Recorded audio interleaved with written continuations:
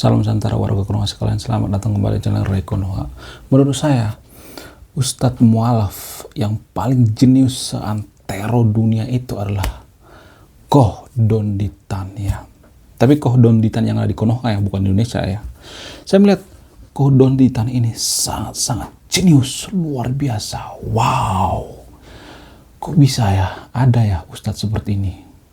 Luar biasa. Ketika saya mendengarkan ceramah beliau ini ya, saya tuh sampai nggak bisa berak ya, 7 hari 7 malam, sampai terkencing-kencing air mata saya mengalir ya, menetes dari hidung. Wow, luar biasa, jenius banget ini Ustadz ya, Ustadz Mualaf paling jenius seantero dunia. Bahkan yang paling epic lagi ya, yang paling mengherankan lagi, yang paling wonderful lagi ya. Jadi Koh Donditan ini gak ada yang menyadari ternyata Koh Donditan ini saking jeniusnya, gak ada satupun ya warga Konoha yang menyadari ya, saking rapinya, saking cantiknya permainannya. Beliau ini tanpa kita sadari menyebarkan warta Injil di masjid ya, menyebarkan warta Bible, menyebarkan Bible di masjid, mewartakan, menginjilkan Bible atau Alkitab di masjid. Kenapa? Karena setiap beliau ini ceramah, ya pasti yang direview itu Bible ya. Ya rata-rata seperti itu, sering mereview Bible. Dan itu artinya maka umat warga Konoha akan penasaran dengan isi Bible itu. Apa sih isinya? Dan tanpa kita sadari ya, saudara-saudara, tanpa kita sadari, Koh Dondi ini tanpa digaji, tanpa disuruh, beliau ini mengendorse Bible. Bayangkan coba, beliau ini mengendorse Bible tanpa digaji, tanpa disuruh ya. Jadi secara tidak langsung beliau ini sudah mewartakan Injil. Karena apa? Karena setiap dia ceramah itu harusnya kan buka Quran ya, tapi ini kan buka Injil kan, review Injil ya, di review Injil. Dan orang-orang juga saya melihat jadi penasaran gitu, apa sih isi Injil ini. Lalu ya mudah-mudahan jangan terjadi banyak nanti yang ini ya, lockout ya, mudah-mudahan jangan terjadi. Tapi hanya di Konoha ya, bukan Indonesia ya. Ya, agama mayoritas di Konoha. Jadi kalau beliau ini mewartakan itu ya, mewartakan Injil itu tanpa banyak orang yang sadar. Harusnya kan dimarahin dong, nah, ngapain lu review Bible di sini di rumah ibadah kita, di masjid, ngapain lu kan harusnya ini dulu dong, baca Al-Quran, hafal nggak lu Qurannya, mondok nggak lu, harusnya gitu ya. Kalau misalnya nih yang waras ya, yang normal ya, warga Konoha ya, agama mayoritas di Konoha ya. Tapi kan ini dibebasin kok, dia mau nge-review kitab suci agama lain.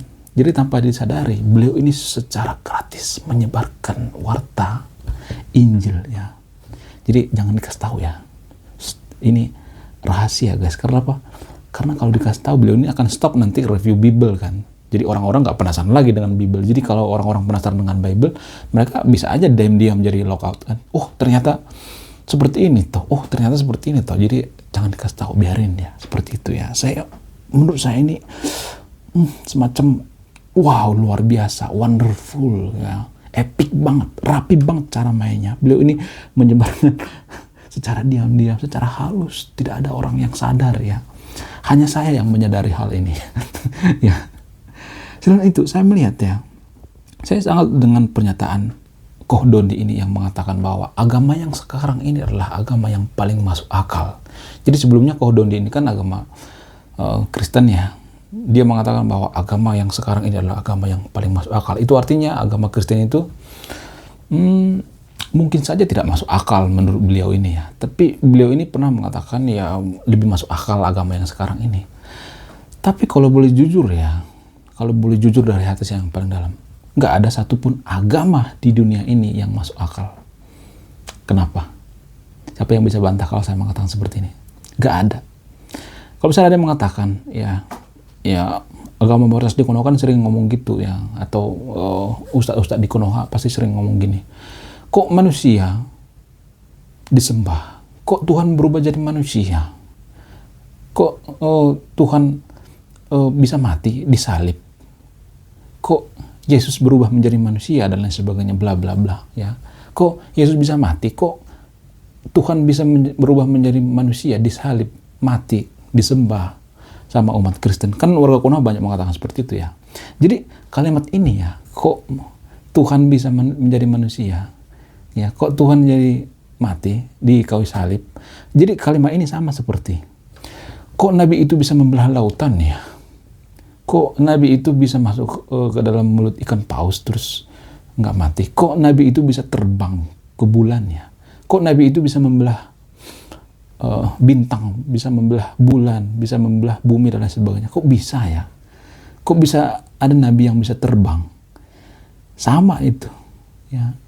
Tapi kalau saya mengatakan seperti ini pasti banyak nanti yang baper kan. Jadi makanya saya mengatakan bahwa nggak ada agama yang masuk akal, sama seperti itu. Kalau saya mengatakan bahwa kok ada Nabi yang bisa terbang, nggak masuk akal banget. Kalau misalnya saya mengatakan seperti itu, ya, ini hanya Nabi yang di Konoha, bukan Indonesia, nggak ada urusan orang Indonesia. Jadi ini sama seperti yang saya katakan tadi itu, ya. Jadi kalau saya mengatakan seperti ini, kalau saya counter seperti ini, pasti banyak yang marah-marah. Karena apa? Karena mereka mayoritas.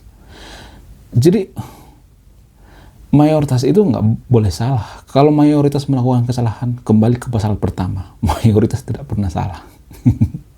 Jadi saya melihat ya, Ko Donditan ini pintar melihat peluang. Sehingga beliau ini mengatakan bahwa agama ini yang paling masuk akal. Ya wajar lah, karena followernya kan makin banyak. Kalau di minoritas kan belum tentu dia seterkenal sekarang ini, ya kan. Jadi tahu dia melihat peluangnya, ya, oportunis ya. Saya melihat beliau ini sangat pintar melihat peluang, oportunis ya, dan dia berpikir, wah ini ada peluang ini ya. Saya melihat beliau ini sangat pintar melihat peluang, karena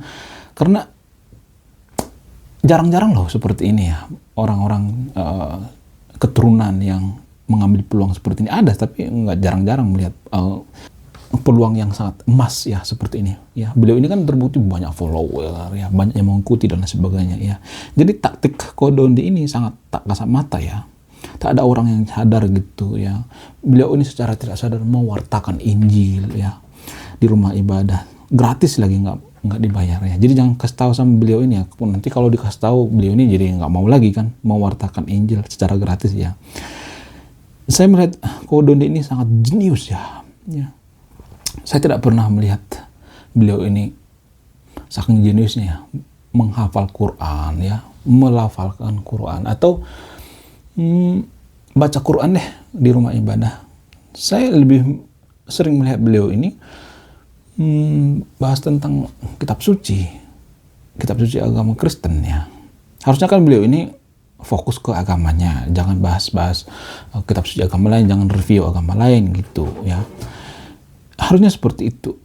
Dan beliau ini juga diangkat jadi ustadz ya. Saya juga bingung kenapa jadi ustadz. Harusnya kan beliau ini kalau misalnya pindah agama, mondok dulu ya, nyantri dulu, belajar Quran dulu, hafal Quran dulu, minimal setengah gitu, minimal 1.500 ayat lah. Tapi saya melihat sangat jarang beliau ini baca Quran juga sangat jarang. Beliau ini senjatanya itu ya review Bible, itu senjata beliau ini. Harusnya beliau ini mondok dulu ya kan, nyantri dulu ya kan berapa tahun, baru langsung debat ya kan, debat dengan agama lain ya. Saya juga sebenarnya sering diajak debat dengan Ustadz live di TikTok. Sangat sering saya di DM untuk debat ya, nantangin debat. Tapi saya selalu nolak. Kenapa saya selalu nolak ya? Bukan karena saya takut, enggak. Karena saya tahu diri. Kenapa saya tahu diri? Apa alasannya? Kalau kita debat dengan Ustadz nih, ya Ustadz Ko Dondi misalnya, kita debat nih live di TikTok misalnya, saya itu sudah 10-0. Maksudnya saya kosong, Ustadznya 10 atau 5-0 deh biasanya ya. Kenapa? Yang pertama itu Ustadz ini kan sudah banyak ini ya pendukungnya. Yang pertama ya, banyak massa, dan massanya ini tidak bisa membedakan mana yang menang debat, mana enggak. Pokoknya mayoritas harus menang ya. Itu kekalahan kita. Terus yang kedua, undang-undang penistaan itu hanya berlaku bagi minoritas. Bagi mayoritas nggak berlaku. Di Konoha itu ya, undang-undang penistaan agama itu hanya berlaku buat minoritas. Kalau mayoritas nggak mempan. Ya. Terus yang selanjutnya misalnya ya, dia bisa bebas ya, mayoritas bisa bebas menghina minoritas. Karena apa? Karena minoritas nggak mungkin ngelawan. Gimana ngelawan orang minoritas juga ya kan? Udah minoritas diinjak-injak lagi kan, direview lagi kitabnya kan. Jadi lengkap sudah ya. Selain itu ya, Ustadz ini tidak mungkin dia tidak, Kodondi misalnya, kalau saya debat sama Kodondi misalnya, tidak mungkin dia tidak membela agamanya. Tidak mungkin dia tidak berpihak. Jadi kalau debat itu nggak boleh berpihak, guys. Makanya saya melihat debat yang ada di TikTok itu seperti memperebutkan tulang tanpa isi yang sia-sia. Karena apa? Karena kalau kita debat itu, kalau fair ya, jangan berpihak ke agama masing-masing. Tinggalkan dulu agamanya. Mari kita cari kebenaran. Seperti itu. Kalau misalnya ada gelar ustadz, terus ngajak debat, mustahil dia nggak ngebelain agamanya. Kalau berdebat itu nggak boleh kita membela agama kita. Kalau mau fair ya berdebat ya. Ya. Jadi mungkin ada sahabat ini sudah pernah lihat debat antara yang fair itu ya, yang fair itu debat antara Coki Pardede dengan Dundutan di channelnya Kang Densu ya, Densu Sumargo. Itu sebenarnya yang fair. Ya. Debat seperti itu yang fair. Kenapa? Ya karena tidak boleh berpihak ke agamanya masing-masing ya. Tapi saya melihat kok Dondi ini waktu debat itu dia berpihak kok ke agamanya. Nggak mungkin dia nggak berpihak. Masa Ustadz nggak berpihak ke anaknya, ke agamanya. Sama seperti ini misalnya. Ada hakim misalnya, terus punya anaknya mencuri misalnya, berbuat jahat misalnya. Masa hakim menghakimi anaknya? Enggak kan, nggak bisa kan. Nggak bisa hakim menghakimi anaknya sendiri. Pasti dia berpihak dong. Masa dia nggak mungkin berpihak. Sama seperti kok Dondi, kalau diajak debat ya pasti dia berpihak pada agamanya dong ya. Dia punya banyak massa, dan undang-undang penistaan itu tidak berlaku pada mayoritas, hanya berlaku minoritas ya. Terus punya pendukung yang fanatik. Pendukungnya nggak mengerti siapa menang siapa kalah. Pokoknya kalau ustadznya terpojok, diserang. Kalau misalnya ustadznya nggak punya data, diserang balik, banyak massa. Jadi makanya saya selalu menghindari debat di Konoha ya. Kecuali diskusi ya nggak apa-apa, sok aja. Kalau debat itu saya sangat menghindari. Kenapa? Karena kita tidak mengerti budaya debat ya. Seperti Kodon ini, kalau misalnya diajak debat itu saya selalu menghindari. Kenapa? Karena nggak mungkin dia nggak berpihak pada agamanya. Kalau debat yang fair itu nggak boleh berpihak pada agamanya. Ya. Harus benar-benar mencari kebenaran itu seperti apa. Ya. Saya juga bingung ya, kenapa kalau misalnya ini pindah atau mualaf ya ke agama mayoritas di Konoha misalnya, kenapa langsung diangkat jadi ustadz? Harusnya kan mondok dulu, nyantri dulu. Kenapa gitu? Apakah karena ada maksud lain? Hanya bertanya ya, saya tidak memberikan pernyataan, hanya pertanyaan. Apakah ada maksud lain gitu? Dan saya melihat ya, kalau misalnya ada ustadz pindah nih ya ke agama mayoritas di Konoha dari agama minoritas, terus dia review Bible misalnya. Kalau dia review Bible itu kan berarti dia tidak menghargai agama lain ya. Kecuali dia misalnya nih nggak beragama ya, nggak memilih antara agamanya ya bebas-bebas aja. Kalau dia mengkritisi bebas-bebas aja kan, orang dia nggak berpihak kok ya. Jadi dia review Bible itu di rumah ibadah mayoritas di Konoha ya, agama mayoritas di Konoha. Kenapa agama mayoritas di Konoha nggak komplain gitu? Harusnya kan ini kan harus dilarang ya. Karena apa? Karena ini kan nggak punya akhlak. Bagaimana mungkin kita mengatakan bahwa kita punya akhlak kalau kita mereview agama lain, ya kan? Ya nggak sih? Sadar nggak sih kita sebenarnya dalam beragama?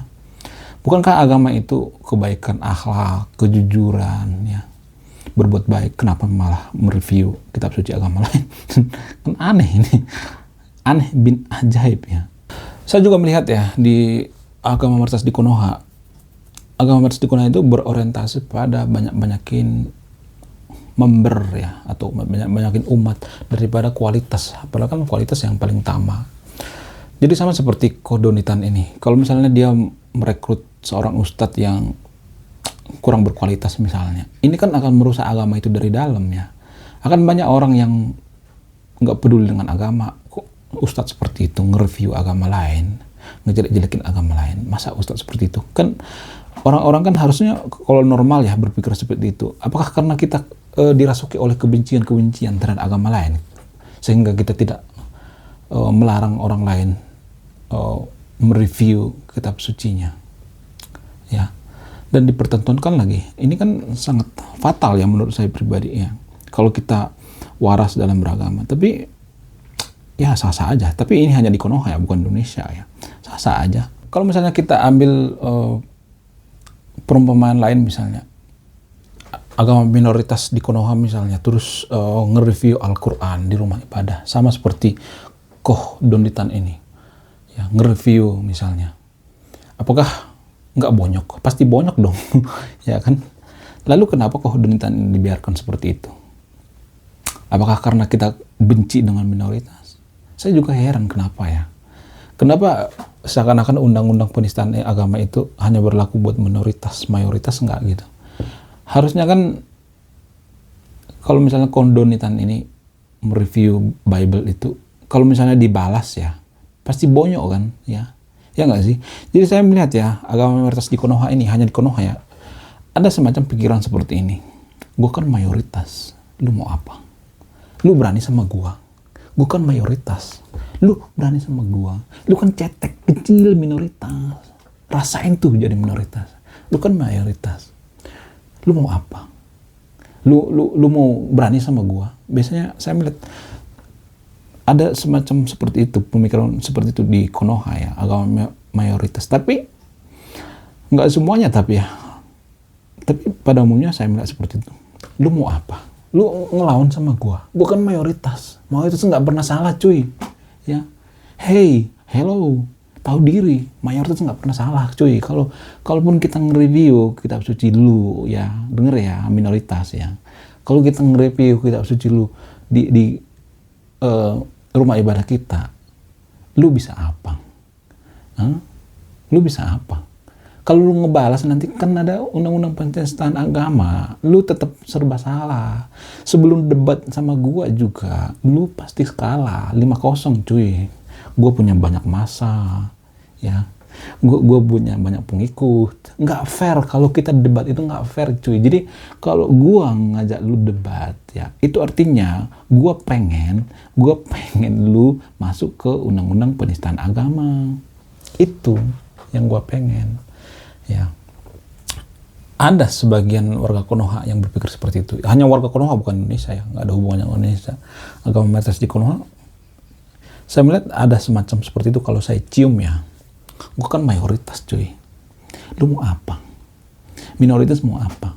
Apa? Lu ngelawan sama gue kepret lu nanti ya. Diam aja, cicing we, jangan ngelawan. Jadi inilah yang dimanfaatkan oleh Kohdondi ini. Gue kan mayoritas, gue mau bahas di Bible kayak pasti banyak yang ngelindungi gue kok. Jadi ini yang dimanfaatkan oleh Kodonitan ini tanpa kita sadari. Makanya saya melihat Kodonitan ini sangat jeli melihat peluang ya, biar followernya banyak ya. Saya melihat ada pikiran-pikiran seperti itu ya. Ada ya seperti itu. Karena enak loh jadi mayoritas. Ya, ada banyak privilege kita jadi mayoritas. Apa privilege-nya? Urusan kita dicepetin ya. Ya, beres urusan. Banyak privilege kita kalau jadi mayoritas. Ya, bisa punya banyak istri, asal adil gitu. Ada banyak privilege sebenarnya. Terus kalau kita salah itu tidak terlalu disalahkan ya. Ya pura-pura pura-pura ya taulah ya, pura-pura dimarahin tapi nggak diapa-apain. Jadi ada banyak privilege kita jadi mayoritas. Makanya orang-orang itu berlomba jadi mayoritas sebenarnya, karena banyak privilege ya. Mau jadi pejabat juga cepat ya di Konoha harus mayoritas mayoritas ya. Rata-rata seperti itu. Kalau minoritas, dipersulit, di demo berjilid-jilid, demo, ya. Jadi ini sebenarnya yang bikin kita tidak maju. Ini sebenarnya. Oke, nanti saya bikin lengkapnya ya. Judulnya privilege jadi agama mayoritas di Konoha. Ada banyak privilege yang mau dalam karir kayak mau bahas agama kayak banyak privilege jadi agama mayoritas di Konoha. Oke. Sekian video ini, terima kasih sudah menyimak ya. Saya Ray Konoha, salam rasional.